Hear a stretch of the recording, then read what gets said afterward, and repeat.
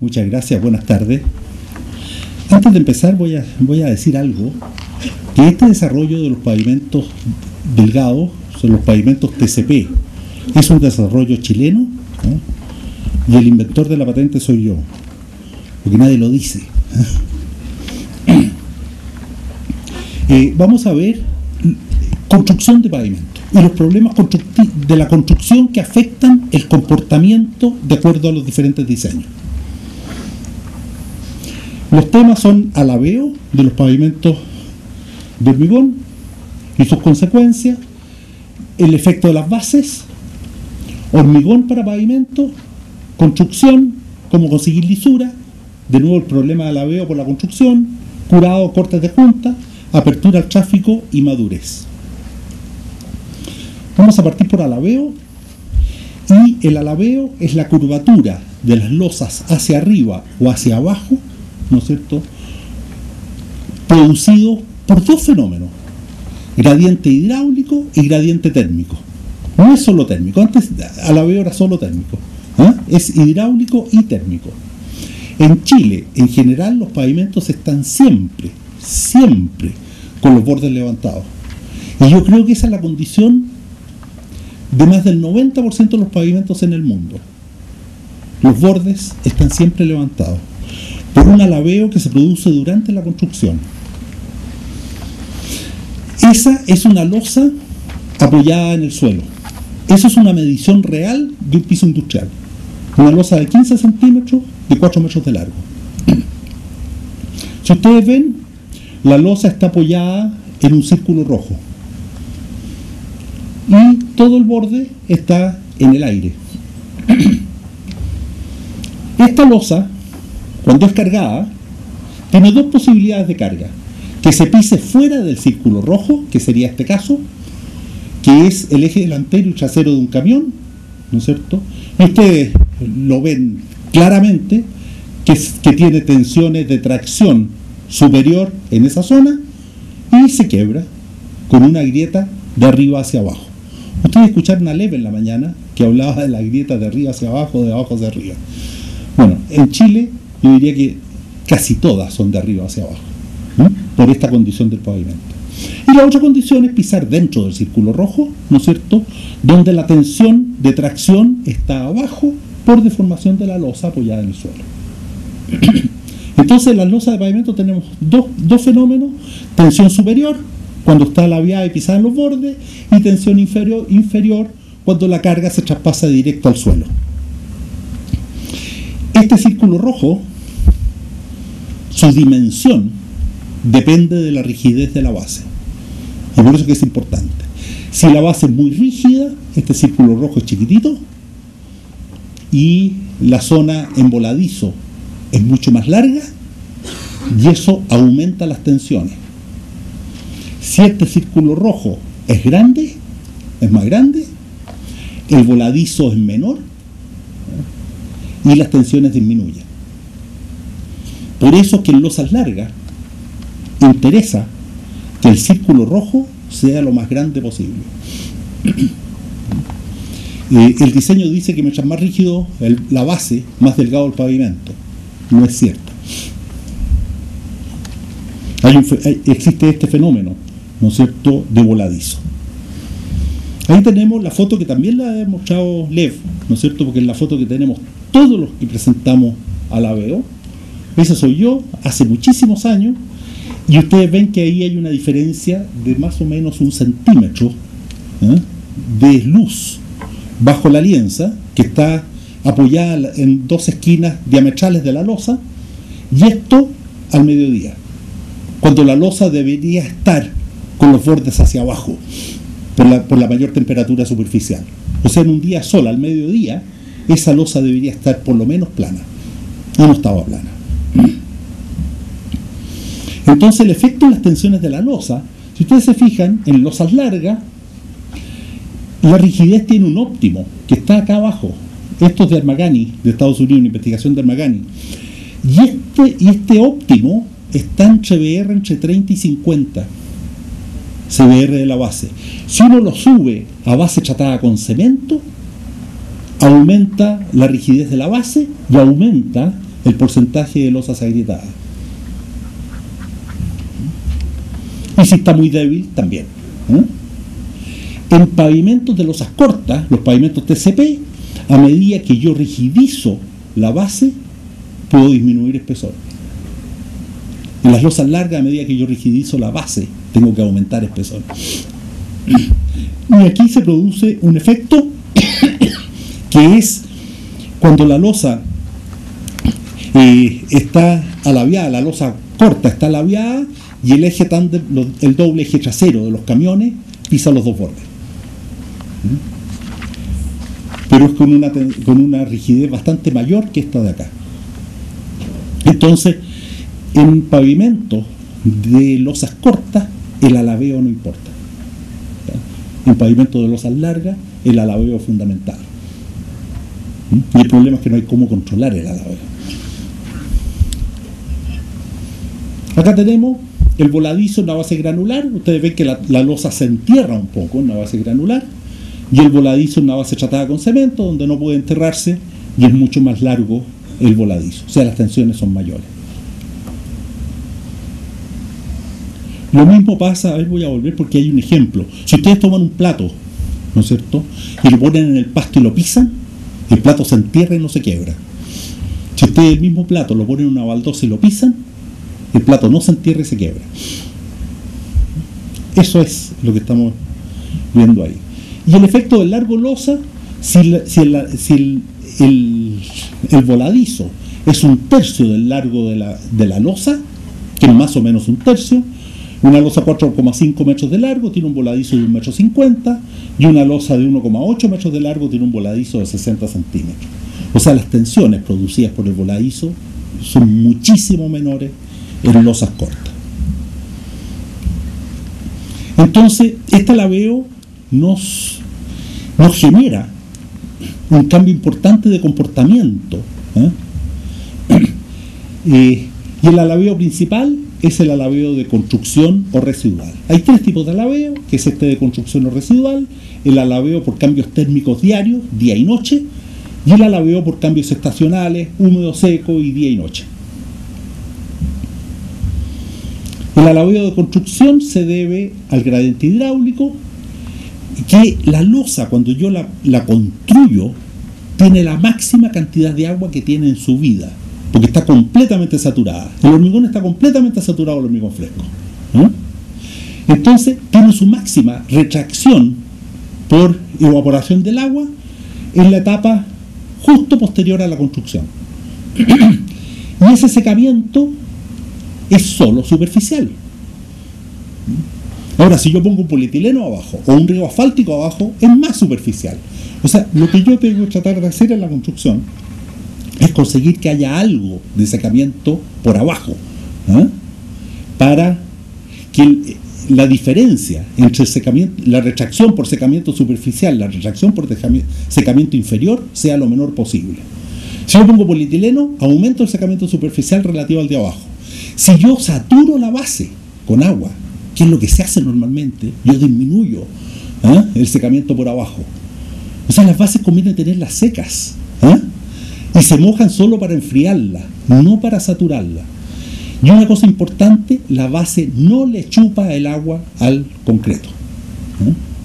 El concreto bota el agua que le sobra hacia la base, pero la base no chupa. Entonces, tenemos un secamiento superficial relativo a un secamiento de fondo, y en ese caso el curado de la superficie es muy importante, para ir postergando, ¿no es cierto?, la retracción superior. Después tenemos un gradiente térmico, y de nuevo, cuando yo construyo, el hormigón tiene la temperatura máxima de su vida. ¿Por qué razón? Porque normalmente se construye en verano, y estoy entregando un hormigón a una temperatura alta, porque los áridos están al sol, porque el cemento está caliente. Entonces estoy entregando un hormigón, digamos 30 grados de temperatura. A ese hormigón lo calienta el sol, y se calienta más, sobre todo la superficie, y además el cemento genera calor al reaccionar.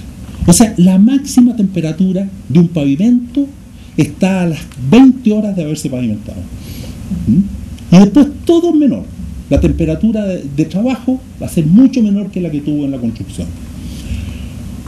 ¿Por dónde se seca? ¿Por dónde se enfría? Por arriba. No tiene cómo enfriarse por abajo. Tiene el suelo que lo aísla térmicamente por abajo. Entonces se enfría por arriba. De nuevo, el curado tiene que cuidar esa temperatura máxima de la superficie.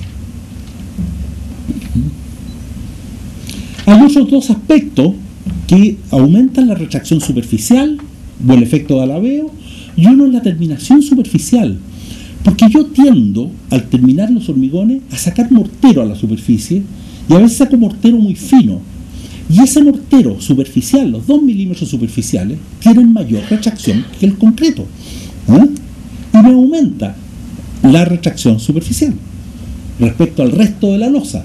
Entonces, lo que estoy haciendo en la construcción es aumentando la retracción, el cambio de volumen de la cara superior, por humedad, por temperatura, por material, ¿no es cierto?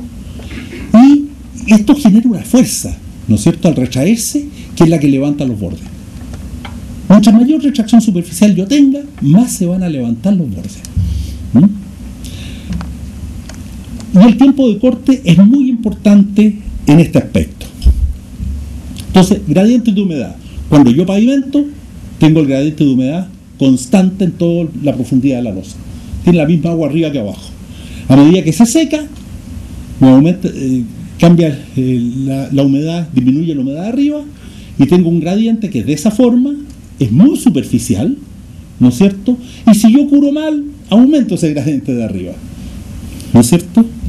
Y en el térmico al revés. Yo cuando pavimento con el sol, tengo un gradiente positivo arriba.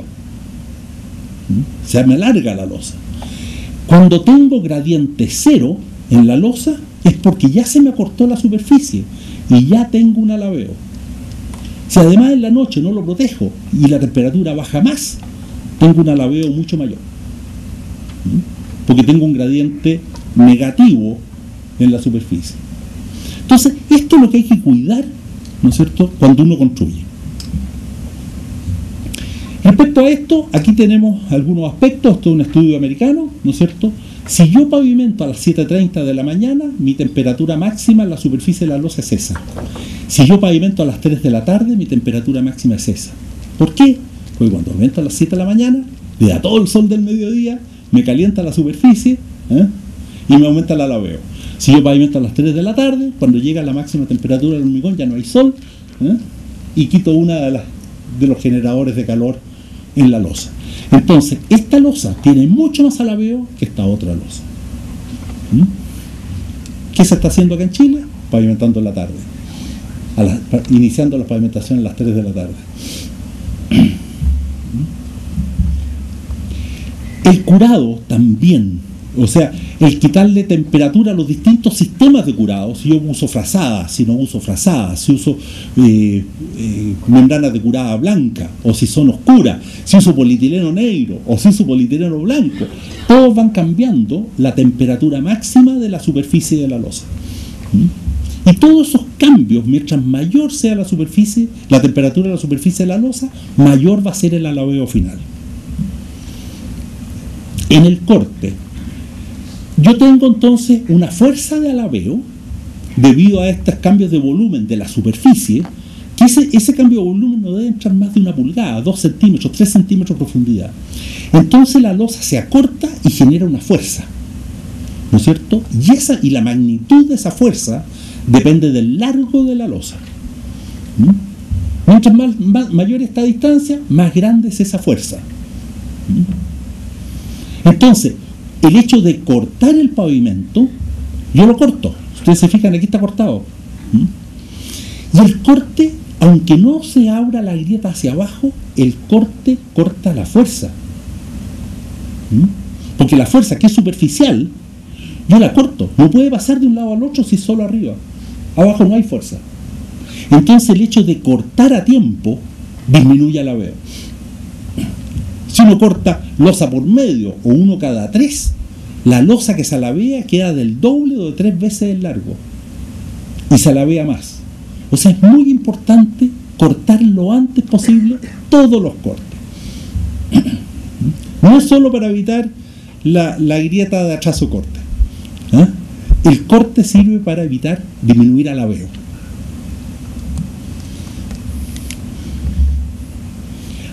Se habla de gradientes térmicos y vieron el MPDG en la mañana, y el MPDG tiene un default, una temperatura de menos 6 grados.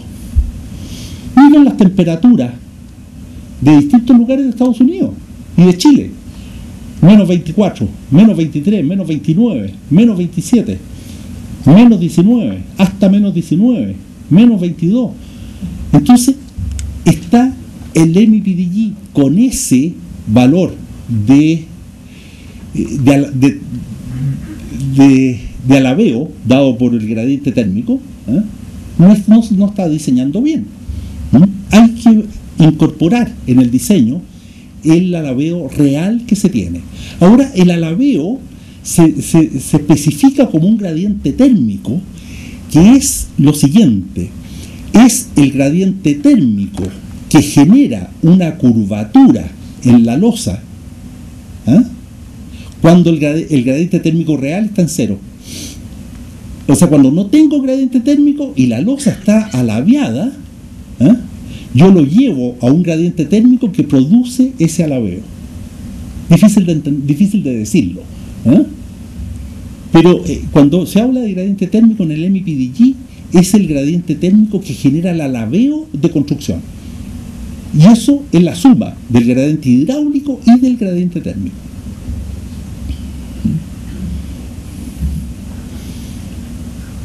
En Chile, la ruta 60, el gradiente térmico, menos 25, se diseñó con 22 centímetros. Ruta 78, camino a Melipilla, menos 11, pavimentado de noche, menos 16, pavimentado de día. ¿Eh? O sea, esta es la que tiene más alabeo, esta es la que tiene menos alabeo, pavimentado de noche, y esta tiene alto alabeo, pavimentado de día. Ahí se nota el efecto de día y noche.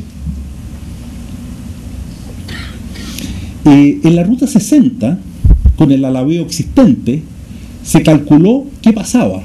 ¿Eh?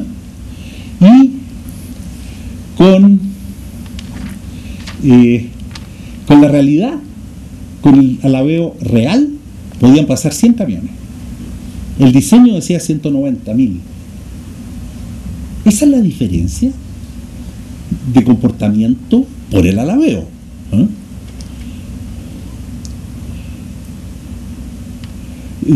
Esto es con eje delantero del camión, y esto es con el eje trasero del camión, y esto es lo considerado por AASHTO 98. Entonces, ¿qué es lo que pasa? Si uno diseña por MPDG con el gradiente de menos 6 grados, que es lo que dice el MPDG, da 22 centímetros para 10% de losa agrietada. Si uno diseña por AASHTO 98, que no tiene el gradiente, da 22 centímetros. Si uno diseña por MPDG y pone el gradiente de menos 25, necesita 37 centímetros de espesor. Y eso es lo que nos está pasando con losas largas. O sea, tenemos que incorporar en el diseño el gradiente de construcción. Y ese gradiente de construcción se puede medir. ¿Eh? Hay una memoria de Carlos Binder, ¿no es cierto?, donde estudió cuál era el comportamiento. Ustedes ven aquí iris, ¿no es cierto?, los iris promedio, y esto es lo que predice MPDG, esto es lo que predice AASHTO, y esto fue lo real medido con esos puntos. O sea, MPDG con el gradiente térmico real es la azul, y estos son los puntos medidos. Lo mismo pasa allá. Acá también. Esto es lo que entrega el MPDG con el gradiente de menos 6, y esto es lo real en porcentaje de losa agrietada. Nada que ver una cosa con otra. Y acá tenemos, no, esto es lo que predice el MPDG con el gradiente de menos 6, esto es el comportamiento con menos 16, pavimentado de noche, y esto es pavimentado de día. Ustedes ven que hay tremenda diferencia en número. el porcentaje de losa se agrietada debido al alabeo. Entonces, mayor tamaño de losa, mayor alabeo. El corte tardío induce alabeo por mayor largo de losa, largo efectivo en el momento que se produce el alabeo. Se puede producir grietas de atraso corte, que nadie las quiere, ¿no es cierto? Y el cambio temprano disminuye el alabeo, y por eso que se usan los sistemas de corte en verde con softcat o el corte con sierra delgada, que es un invento chileno, en cuanto se puede avisar sin marcar. Softcat y el corte delgado entran bastante juntos. Entra primero softcat, pero el otro no entra mucho más tarde, y son dos alternativas válidas para cortar lo antes posible. Ahí tenemos una grieta producida por alabeo, está en el centro de la losa. Eso no es atraso corte.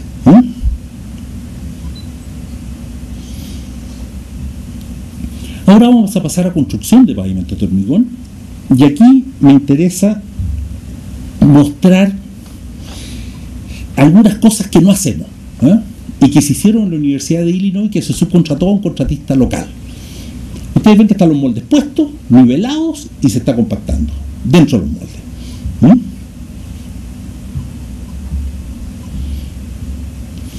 Con los moldes puestos y con esa regla de aluminio, ellos marcaban los puntos bajos y los puntos altos con aerosol para nivelar la base y dejarla bien. Entonces en la base necesitamos una compactación apropiada, un soporte uniforme y con las tolerancias especificadas. Ahora, veamos eso respecto a las bases. Requerimientos del hormigón. ¿Qué se necesita en el hormigón? Jeff les pasó el sistema de dosificación, ¿no es cierto?, de Chilson, y necesitamos una granulometría continua hasta malla 100. Y eso es lo que exige el sistema Chilson, que fue lo que vieron antes. La trabajabilidad es lo que genera la superficie del pavimento y genera el iris. Un hormigón poco trabajable, uno no consigue buena lisura. Y estructural, resistencia a la flexotracción, y esto se puede abrir rápido a tránsito usando frazadas o hormigón fast track, ¿no es cierto? Respecto a los áridos, en una obra se nos produjo esto, no sé si se ven bien las fotos, pero este es un árido lajeado, una arena chancada en el chancador de cono. Y esta es una arena chancada en un chancador de impacto. No tiene nada que ver una con otra. Las curvas granulométricas son idénticas, pero yo diría que esta arena debe estar ocupando unos 40 kilos menos de cemento que esta otra.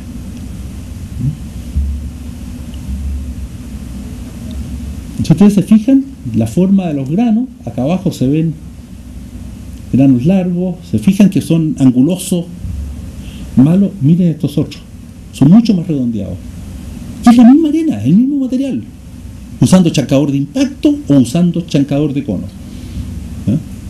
Yo recomendaría siempre que no tengan arenas naturales usar chancador de impacto, porque si no, se les van a caer los bordes en la pavimentadora, no van a poder terminar bien, va a sudar el hormigón.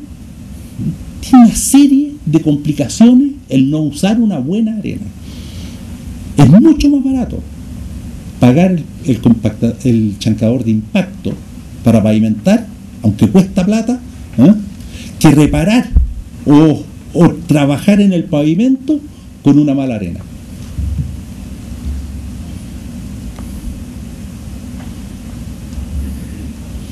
Esto es lo que mostró Jeff, ¿no es cierto?, del sistema Chilson. Y miren la tabla que tiene el Departamento de Transporte de Iowa, del estado de Iowa. Dice, si está en la zona A, yo pago un 3% de premio. Si está en la zona B, aquí arriba, yo pago un 2%. Si está en la zona C, que es allá y acá, yo pago un 1% extra. Si está en la zona D, aquí abajo, yo pago el valor. Mientras más arriba, más arena, por si acaso. Si está en la zona 5, yo no pago el hormigón. ¿Dónde estamos normalmente nosotros? en la zona 5, porque es más barato el hormigón en la zona 5. Pero tiene todas las complicaciones de construcción que uno pueda imaginarse. Estas son las curvas 8-18, en que entre dos mallas tiene que estar entre 8 y 18% el material retenido. Que eso lo hemos sabido siempre, pero no puede haber más de una malla fuera de eso. Por lo menos no dos mallas continuas, porque no le quita la continuidad a la granulometría. Esa estaba mal y esta estaba bien. Y esto ojalá sea recto, pero no es nunca. Pero hay que cuidar estas cosas. Trabajabilidad. Para molde deslizante, 3 a 6 centímetros. Nosotros estamos trabajando entre 5 y 6 centímetros con moldaje deslizante. Hormigones más secos que eso generalmente tienen problemas de iris, de lisura. Son muy tiesos, muy duros. Entonces, esto, yo diría que el óptimo está en cono 6. Tal vez es mejor pasarse a cono 7 que bajarse a cono 4. Cuando uno compra un tren pavimentador, el vendedor del tren pavimentador dice: mi tren trabaja con cono 0. Entonces dice: su hormigón le va a costar más barato, pero las multas por lisura van a ser mucho más caras que la baratura del hormigón. O sea, no es cierto que el cono 0 funcione. Molde fijo, 7 a 12 centímetros. Y pisos industriales se usa hasta cono 17. Eso para que tengan una imagen, porque nosotros en pavimento siempre pensamos que el cono más bajo es mejor. Es mejor por resistencia, sí, pero es peor por terminación. Y tenemos que optimizar las dos cosas. Y porque tenemos una necesidad de IRI que antes no se pedía y ahora sí. Pavimentación manual. Aquí hay algunas cosas que no se hacen y todavía no entiendo por qué no se hacen. En Estados Unidos usan estacas perforadas, estacas metálicas perforadas.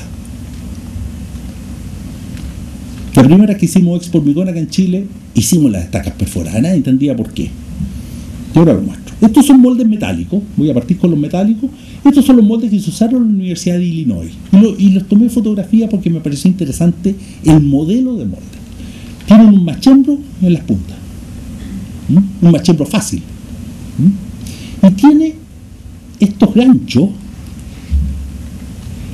que es donde van las estacas. O sea, uno coloca las estacas y después coloca el molde. Y el molde queda colgado de las estacas, presionado por esta cuña. Estas cuñas tenían un doblez para que no se perdiera.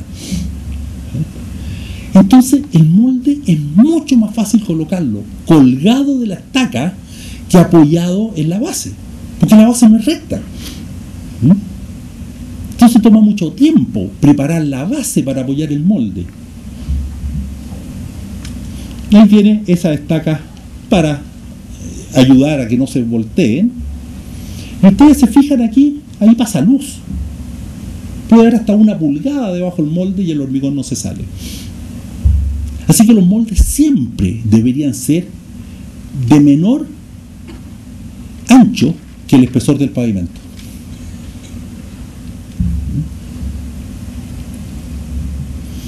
¿Y para qué los portillos? Estos son moldes de madera.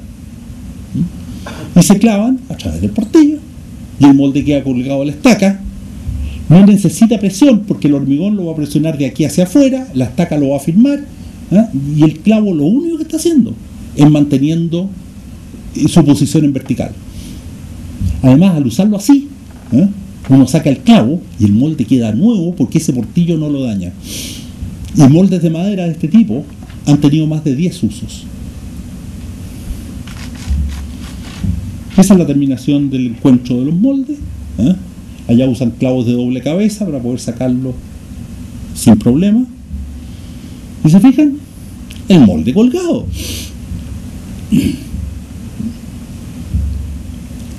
Estas creo que son cosas que mejoran productividad en la construcción de pavimentos, sobre todo en calle. Y ahí está el molde puesto, ¿no es cierto? Y se está colocando la base. No estaba puesta la base. Ahí está hormigonado con cercha, ¿no es cierto?, apoyado en los moldes dan el nivel. Esto es el uso de LaserScript, que es un equipo que la cercha vibratoria va nivelada por rayos láser, entonces no se apoya en el pavimento antiguo. Este es el cambio de una pista en Talca, en la ruta 5. Entonces el IRI se maneja solo con la cercha y no con el borde del pavimento antiguo.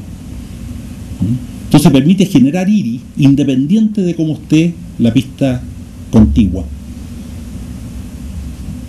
Este es un tren pavimentador con todos los equipos, ¿no es cierto? El primero es el desparramador, el que coloca el hormigón sin compactar. El segundo el tren propiamente tal, que compacta. Y el tercero es el tren terminador, ¿no es cierto?, que lleva el platacho y la membrana de curado. Antes de esto se hizo en la Expo Hormigón acá en Chile, el año 71, me parece. Y con la misma alianza que anda todo este equipo, antes se pasó una fresadora manejada con la alianza para dar el nivel de la base, para no tener sobreespesor del pavimento. Así es como se debería hacer, pero no es como se hace. Ahora, a mí me interesa mostrar cómo funciona un tren pavimentador, porque esto explica muchas cosas que pasan. Primero, ahí está el repartidor adelante, ¿no es cierto? Aquí está la caja de vibración, ahí están los vibradores. Aquí está la plancha que va detrás del tren, ¿no es cierto? El molde deslizante va por el lado. Y aquí está el pavimento cuando sale del tren. ¿Qué es lo que pasa con esto? Yo tengo el hormigón saliendo acá atrás. Ese hormigón, o sea, todo esto depende del peso del tren. Si el tren es liviano, flota encima del hormigón. Si el tren es pesado, el hormigón sale detrás del tren sin que el tren se levante. Por eso que cuando se compra tren, se busca el peso. Lo más importante de un tren es el peso. Mientras más pesado, más caro, porque tiene más acero. Pero el peso del tren es fundamental para conseguir lisura. Este ángulo es variable y se maneja con los sensores de adelante y de atrás del tren. O sea, uno baja las patas traseras y le da más ángulo, sube las patas traseras y le da menos ángulo.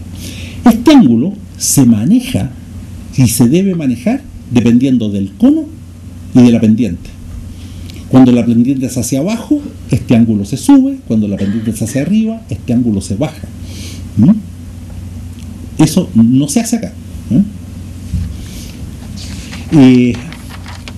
Acá, esta compuerta es móvil. Acá tampoco, aquí se suelda. Pero es móvil para mantener esa altura constante. La altura de esta compuerta es la que permite entrar el hormigón a la caja de vibración. Y esta altura debería ser constante si es horizontal. Si voy en bajada, tengo que bajar esa altura, y si voy en subida, tengo que subir esa altura. También se maneja. ¿Por qué? Porque yo después yo cuando coloco el tren en el pavimento, mido el espesor del pavimento, lo mido aquí. La distancia entre la placa trasera del tren y la base. Ese es mi espesor de pavimento. Pero lo que pasa en realidad es que detrás de la placa el hormigón se levanta. Toma una guatita, no sale horizontal detrás de la placa. Cuánto se levanta depende de dos cosas: del cono y de la velocidad del tren. Suponiendo que el tren no está flotando, ¿no es cierto? El tren está apoyado en el suelo, no está flotando, y ese levantamiento detrás de la placa depende del cono y de la velocidad. Si yo no tengo cono constante, ese levantamiento atrás va a ser variable. Y ese levantamiento variable hace que no genere IRI. Si cambio la velocidad del tren con cono constante, de nuevo eso va a ser variable y el hormigón me va a quedar ondulado. Y no voy a tener IRI. Entonces, si uno ve los cursos de pavimentación en Estados Unidos, dicen esto: producción de hormigón. Primero, el volumen tiene que ser suficiente para darle velocidad constante al tren, ¿eh? Pero lo más importante, consistencia de cono, consistencia de cono, consistencia de cono. Todo lo demás, ¿eh?, es secundario. Operación de la pavimentadora: movimiento uniforme constante, movimiento uniforme constante, ¿eh?, movimiento uniforme constante, movimiento uniforme constante, y todo lo demás secundario, ¿eh? O sea, los primeros 4 lugares lo manda esto. ¿Y cuál es la velocidad? La velocidad mínima recomendada es 1 metro por minuto, que no es igual a 60 metros por hora. ¿Eh? O sea, no es de repente medio metro por minuto, después 2 metros y llego a un promedio de 60 metros por hora. Es 1 metro por minuto, la velocidad constante del tren. Esta velocidad puede ser hasta 5 metros por minuto. O sea, el rendimiento del tren está dado por esta velocidad, ¿no es cierto? Y el mínimo es 1 metro por minuto.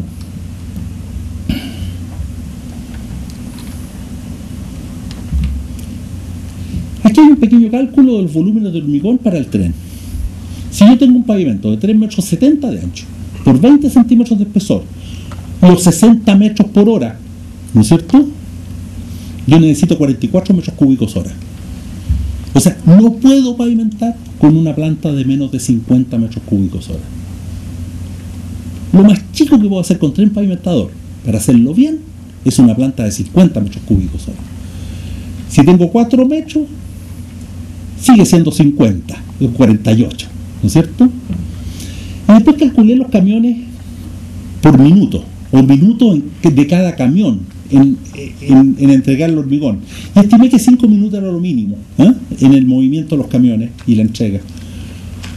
Entonces, si yo tengo 4 metros, 22 centímetros, que sería con el sistema TCP lo más grueso, ¿no es cierto?, y una velocidad de un poco más de 2 metros por minuto por rendimiento de todo el sistema, necesito una planta 120 metros cúbicos hora. Y yo creo que si alguien compra plantas de hormigón para pavimentación, hay que pensar en plantas de 120 metros cúbicos hora. O si no, van a quedar con cuellos de botella, ¿eh?, en las pavimentaciones importantes. Y si uno quiere pavimentar en 7 metros, 7 metros 40, ¿no es cierto?, necesita plantas de 300 metros cúbicos hora. Y no les llame la atención, se pueden colocar 300 metros cúbicos hora y se pueden colocar 3.000 metros cúbicos al día. Y eso creo que es lo que tenemos que pensar. Ahí es donde están las economías, ¿eh?, en la construcción de pavimento. La línea guía. La línea guía, yo ahorro en estaca, ¿no es cierto? Porque cuando tengo que comprar estaca, mientras menos compre, mejor. Entonces las pongo a 10 metros. Pero la línea guía siempre va a estar más baja en el centro. Tengo que tensarla muchísimo para que quede horizontal. Ahora, yo a primera hora de la mañana la tenso muchísimo y la dejo horizontal. Sale el sol, ¿eh?, y se destensa. Depende de la temperatura que haya, lo que se va a estirar la lienza, ¿eh?, y se va a destensar. Y esto evita tener buen iris. Entonces, las estacas hay que ponerlas más cerca. Y la línea tiene que ser una buena línea que no se estire con el calor. En Estados Unidos hicimos un viaje y estuve con el pavimentador que ha ganado más premios de lisura en Estados Unidos, el dueño de la empresa. Me dijo: Juan Pablo, yo compro solo lienza de avión, ¿eh?, de acero de avión, porque esas no se estiran con el calor, ¿eh?, y la usan en cada contrato y la botan después. Nosotros guardamos las lienzas, las seguimos usando. Fue a Guatemala a un pavimento que estaba ondulado. Bueno, esta ondulación uno no la reconoce porque es monotónica. Le dije: es la alianza lo malo. No, Juan Pablo, si la alianza es nueva. Es la alianza, le dije. La alianza es nueva, Juan Pablo, me dije. A ver, le dije: ¿por qué no llaman al hombre que coloca la alianza? Y llegó el maestro que tiraba la alianza. Le dije: usted la tensa bien, ¿no es cierto? Claro, me dijo: la tenso lo más que puedo. Le dije: ¿y uno la puede tensar un poco más? No, me dijo: porque se me corta.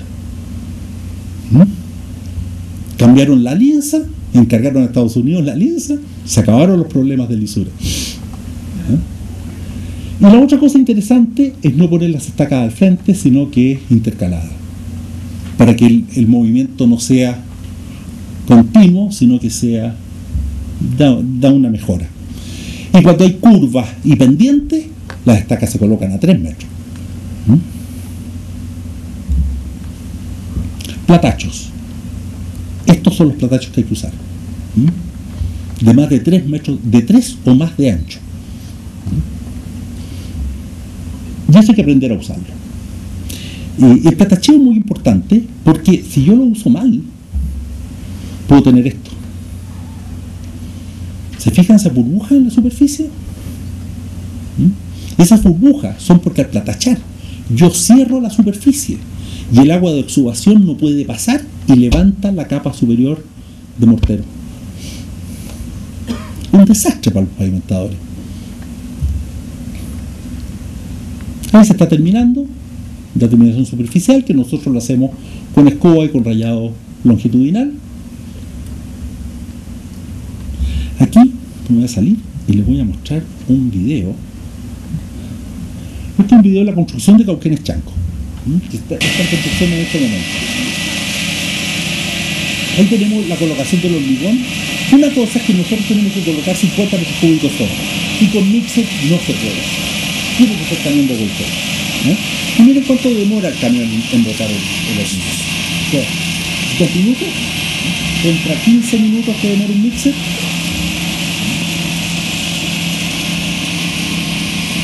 Y esa es la pavimentación de una pavimentación de pavimento de 17 centímetros de espesor. Aquí están los pines que confinan el pavimento lateralmente y que están colocados en la berma, en la banquina, que va también en hormigón. El avance del tren, ahí se está usando el alcohol alifático, que es el retardador de evaporación y que ayuda muchísimo en la terminación. Ahí está el platacheo, que en mi impresión es que están al revés los platachos, y están los dos siendo mal usados. Por suerte el tren está dejando el IRI. El tren solo está dejando el IRI y este pavimento tiene IRI 1,5. Ahí están terminando el borde, ¿no es cierto?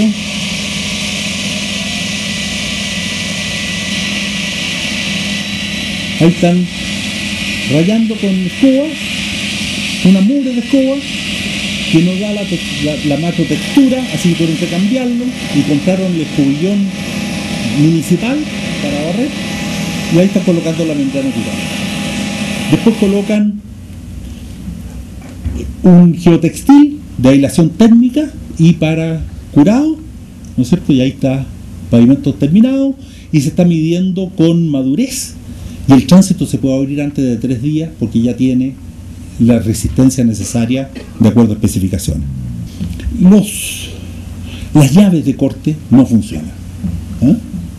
No funcionan porque al abrirse la grieta se abren en vertical lo mismo que la grieta cuando es de 45 grados y quedan sueltas. Así que no funcionan las llaves de corte y al revés producen ese daño en la junta longitudinal y se sale la parte superior de la hembra. Y eso hemos tenido muchísimos problemas. Entonces mejor esto. O rugosidad del mismo hormigón o concreto con un confinamiento lateral para que no se abra. Este confinamiento lateral es lo que usamos en el sistema TCP. Barra de traspaso de carga, yo creo que estas son las que más me gustan a mí. Son PNA. Esto es el ensayo que se hizo en Illinois sobre traspaso de carga y ustedes ven que las 4 juntas que se midieron se igualaron al final del ensayo, ¿no es cierto? Y todos los traspasos de carga que se ensayaron en Illinois con losas cortas son sobre el 50% de traspaso de carga, ¿no? Y se está diseñando con 50%. El curado, ¿por qué se cura? Por resistencia superficial al desgaste y por el alabeo construcción para tratar de eliminar gradiente de humedad y gradiente térmico. ¿Qué se usa? Membranas de curado, retardadores de evaporación, que es alcohol alifático, es el único que se permite acá, y la combinación de los dos, alcohol alifático y membrana de curado, y aislación térmica en caso de querer acelerar. Las membranas de curado, esta es una investigación que hice hace muchos años, todas también de acuerdo a la norma, pero cuando se ensayaron con agua de exudación, que es cuando uno realmente las coloca en el pavimento, está fresco, está exudando, solo 3 funcionaron. O sea, no todas las membranas funcionan bien, y estas son bastante más caras que el resto. Son de resina, con solventes, y solventes caros. Entonces algunas no funcionan sobre agua de exudación.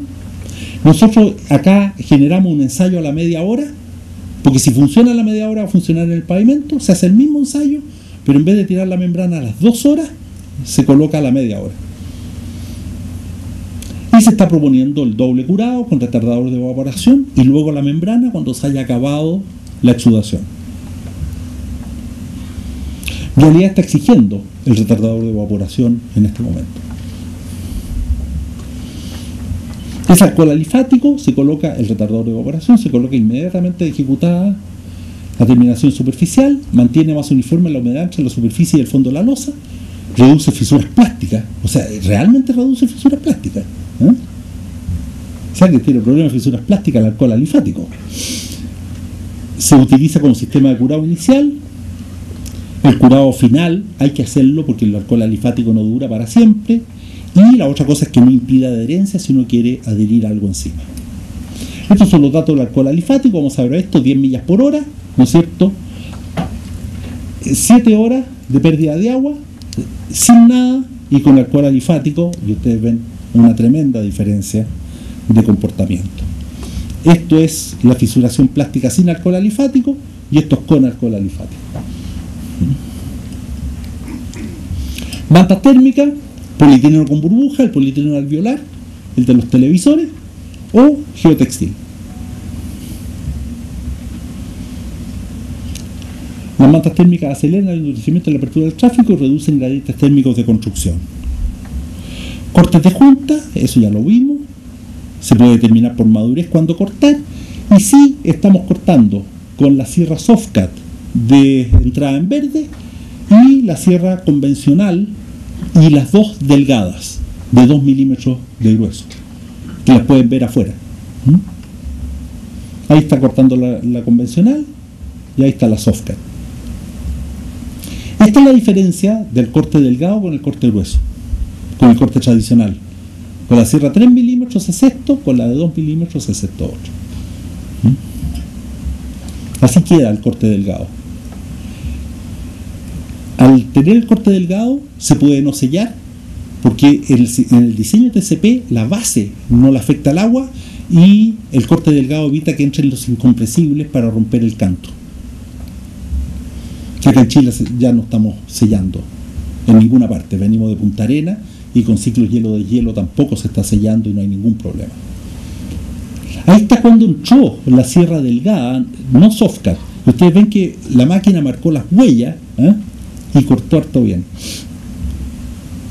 Ahí tenemos la grieta debajo del corte. Estos son cortes en Guatemala. Esto es del 2007, 2 años después de haberse dado tráfico. Y estos son 2009, 4 años después de haberse dado tráfico. Ustedes ven que los cortes están estupendamente bien. No han tenido ningún problema y no tienen sello. Están sin sello. Al revés, si yo pongo sello, cuando se abre la grieta y el sello está bien adherido allá arriba, tensiona el hormigón y produce ese tipo de grieta. Y ustedes lo han visto en los pavimentos, que el sello rompe el canto. Así que es mejor no poner sello. Apertura tráfico. Bueno, esto me lo voy a saltar un poco porque estoy atrasado. Les comenté que en Guatemala se estaba, o sea, en Cauquenes Chanco, antes de 3 días se tenía la resistencia. O sea, se está midiendo con madurez, ¿no es cierto?, el tiempo de apertura al tránsito, y Vialidad tiene como exigencia en los contratos de pavimentos de hormigón usar el método de madurez para apertura al tránsito. porque esto adelanta como 10 días lo que dice la especificación normal. Madurez del hormigón es la relación entre temperatura y tiempo del hormigón. La correlación de madurez con resistencia es 99,9%, pero para cada hormigón. No me voy a meter mucho a la curva de madurez. Yo no sé si Jeff habló algo de esto. ¿No hablaron de madurez? Es igual que la fruta. Si yo las pongo al calorcito, maduran más rápido que si las pongo en el refrigerador. El hormigón es igual. Entonces, la madurez es el área bajo la curva temperatura-tiempo. Yo puedo tener la misma madurez en un tiempo T1 que en un tiempo T2. Y las resistencias de este hormigón y de este son iguales. Entonces, si yo tengo un pavimento y le pongo una frazada, me paso de aquí a acá y acorto el tiempo de cuando puedo abrir el tránsito. Y la manta aprovecha el calor que genera el cemento. Con esto me lo voy a saltar. Este es el equipo que se está usando de madurez. Este sensor queda incorporado en el hormigón y tiene una batería, un medidor de temperatura, un termistor y un chip, y mide y acumula la información él mismo. Y este aparato es solo para bajar la información de aquí y llevarla al computador. O sea, este es el aparato individual que está siempre midiendo. Y uno puede sacar la información hasta un año después. Y cada uno de estos tiene un número de serie diferente, así que no hay cómo confundirlo, como son. Lo que entrega, ahí está todos los datos de la obra, qué obra es, en qué kilometraje está puesto, a qué hormigón corresponde. Uno puede poner toda la información que quiera, ¿no es cierto? Y entrega hora a hora las temperaturas que tenía el hormigón en ese momento y la sumatoria de madurez. Y esto es temperatura y esto es madurez. Lo único que pasa con la medición de madurez es que cada hormigón tiene una correlación madurez-resistencia diferente. Entonces uno tiene que hacer la curva madurez-resistencia para el concreto de la obra, para el hormigón de la obra. Y con esta curva uno determina si uno necesita para desmoldar 150 kilos, dice cuando tengo una madurez de 1000, yo puedo desmoldar. Y después en la losa ve cuando tiene 1000 de madurez y ya se puede tomar la decisión de desmoldar.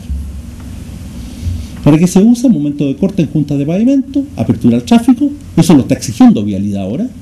Tiempo de desmolde, temperaturas en hormigones masivos, hormigonado en tiempo frío, momentos para postensar y calidad del hormigón. Y esto es interesante. ACI dice que este método se puede usar para determinar la calidad del hormigón. Pero dice, aquí lo voy a traducir, en conclusión dice, los aspectos legales actuales dicen que la calidad del hormigón se mide por resistencias de laboratorio, de hormigón fresco, muestras de hormigón fresco. Entonces dice, por esa razón, usted tiene que tomar las muestras, ¿no? Pero, si el sensor de madurez dice que el hormigón está bueno y usted no va a tener ningún problema legal con ese hormigón, no ensaye las muestras. O sea, si usted las muestras las necesita solo si hay problemas legales. Si no hay problemas legales, madurez es suficiente para asegurar que la resistencia está buena. Eso es.